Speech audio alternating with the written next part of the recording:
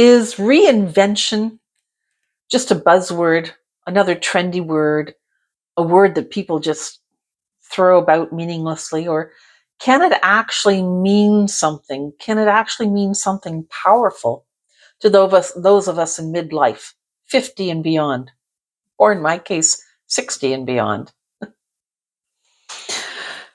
You see that word tossed around quite a bit in coaching programs, social media, oh yes, and in self-help books.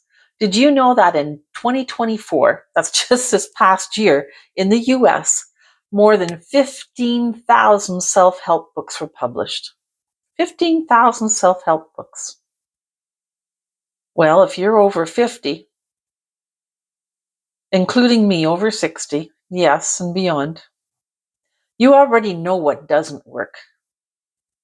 And some of us might have picked up a thing or two along the way that may have helped us. But sometimes I think that reinvention has lost its meaning. Or is it powerful if it's applied in the right way? You see, people slap reinvention on all kinds of different things, including a new hairstyle. And every Monday, if you look on Instagram, you'll find people who have been reinventing themselves. It's actually something that is pushed by some celebrities like Madonna or what's her name? I can't remember her name, but you'll know there's a lot of celebrities out there that do that. Reinvention, the myth of reinvention that's being pushed by people like these celebrities and these YouTube channels and the social media. Reinvention means it's a complete whole new reinvention of you. All right, a shiny new you. You're totally not the same person. That is so much a myth. What it really means, it means that you start rediscovering yourself. You start peeling back the layers and examining yourself, studying yourself. For example, when I moved to Mexico, I did not do a complete reinvention, but rather I started peeling back the layers. All I had with me were my 2 suitcases and my carry-on. All my worldly belongings that was left. And people there, you see, didn't know me. So I think that might have made things a little bit easier. Although moving to a different country, a foreign country with a different culture, totally different than Canada, isn't always the easiest thing. But it did allow me the time and the reflection to really look at myself and start shedding things that I believed about myself, or not having to live up to things that other people believed about me, not having to fulfill roles that weren't really me, but I would put a mask on to do. What I did have that stayed with me, that stayed constant, my faith in God, my resilience, my creativity, and something that was pointed out to me that I learned when I was a single mom, my resourcefulness, because I didn't always have the resources, did I? But I did have resourcefulness. Many people under 50 think that reinvention means chasing a new career, changing their looks, not just with a hairstyle, but with dress and everything, or following trends. But after 50, reinvention means something totally different. It means aligning yourself with who you really, truly are. And that takes some inner reflection, perhaps some meditation, making lists about what your priorities are. So you start to examine what still matters to you. What still matters? And what doesn't matter?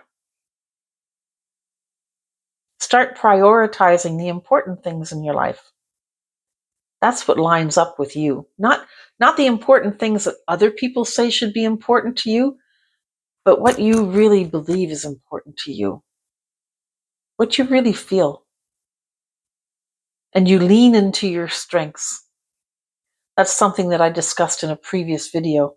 You might find it up here later.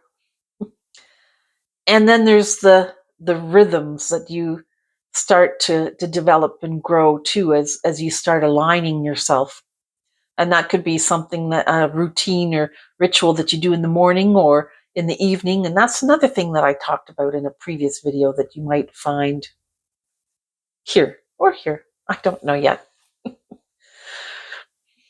Instead of saying to yourself, okay, I'm in this place in my life and now I have to start everything all over again. Don't say that. That's almost negative, isn't it? Starting all over, starting from scratch, because you're not starting from scratch. You already have strengths and you're starting from there. You're not starting over, you're building forward. And you can use some practical steps like the rhythms, the daily rhythms, and changing the wording so that it's more positive. You can use that as something that keeps you calm and empowered during this change. See, reinvention isn't about self-obsession, though. It's about stewardship of the life that God has given you. Romans chapter 12, verse 2 says, be transformed by the renewing of your mind. Transformation is biblical. It's not about becoming a shiny new you. It's about inner growth, inner reflection that results in inner growth.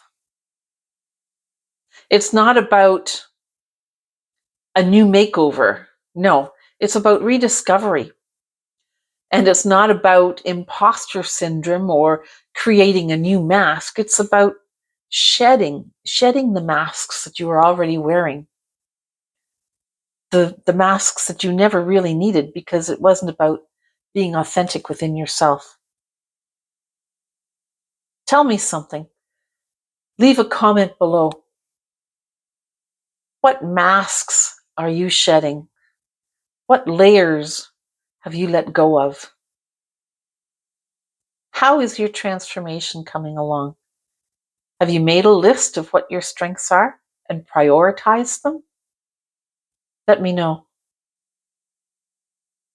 Don't forget to like and subscribe and check out these videos. I'll see you there.